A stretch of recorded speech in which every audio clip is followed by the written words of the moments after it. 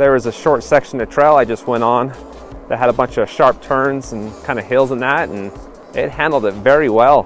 Those big fat tires make the bike stay upright. And that's why a lot of people, you know, older people are actually getting these types of bikes because they're just super easy to ride and very stable. Now I've gone about 20 miles and haven't had any rattling or vibrations or clicking. Everything is very quiet and solid feeling. Now that being said, the motor is one of the louder motors in this price range, especially when you're climbing. It does tend to make a little bit more noise when it's going up a hill.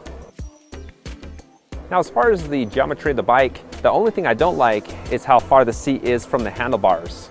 As I'm riding, I kind of slide towards the very tip of the saddle, and I tried to even angle that up, but there isn't that option. It lets you move it front and back about an inch, and I did move it as far front as it would go.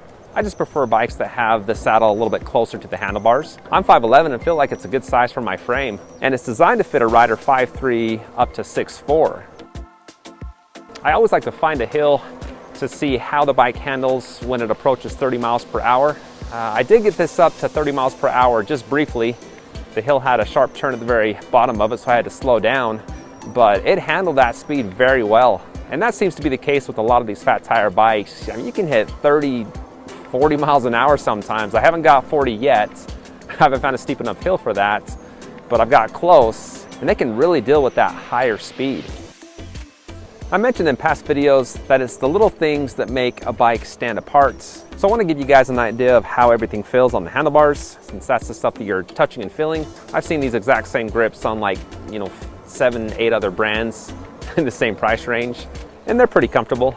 The half twist throttle feels very nice. Actually has a little bit of padding to it too. An area where a lot of companies don't pay attention to is the brake levers. Usually those don't feel very nice. You can kind of tell they're cheap. Not the case here. They are aluminum alloy and they feel very nice and spendy. And those brake levers do cut the motor as soon as they're pressed.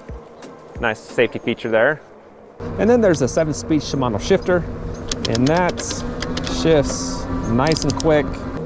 There's no skipping and everything locks in nice and fast. The pedal assist isn't the most sensitive I've seen for a bike in this price range. I always do that test when I'm maxing the bike out. And when I'm doing that and stop pedaling, it's actually a pretty long delay from when I stop pedaling to when the power cuts off. And then when I begin to pedal, it takes about 2 to 3 revolutions before the power kicks back on. There's so many things I like about this bike. I wish they would have designed the pedal assist to be a little bit more sensitive. It would have made me just like the bike a little bit more. The throttle doesn't depend on the pedal assist level. It gives you access to full power whenever you need it, which is nice. As most of you guys know, that is my favorite design.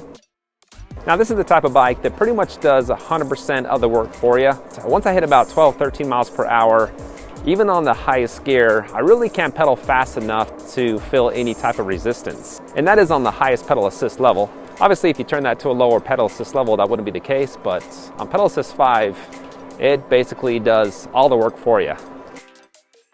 On my way back to my car with 1 battery bar left, I was averaging 25 miles per hour on the flats.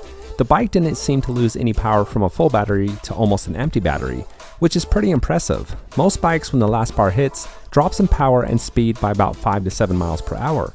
Now a couple minutes later, I reached my car and had most of the battery bar left, so I'm thinking I could have gotten another 3 to 4 miles. I never like to run the battery all the way out. My app showed 26.41 miles with a good elevation gain of 1,255 feet. That's 400 to 500 feet above what I usually get.